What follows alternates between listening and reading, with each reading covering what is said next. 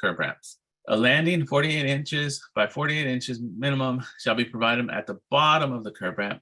The landing shall be permitted to overlap pedestrian routes and clear spaces. Where the landing is constrained on 2 or more sides, the landing shall be 48 inches by 60, and it should be flat.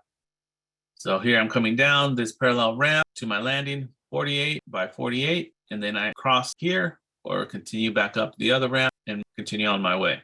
Now I have a planting area where I can't keep on walking, so I just come down to a turning space. Now it's increased from 48 to 60. It's constrained on 2 or more sides. 1 side, 2 sides. Perfect. Same thing as before with the perpendicular ramps. The running slope max is 8.3, but now they've included that minimum of 5%, and the length for either perpendicular or parallel ramps is 15 feet maximum.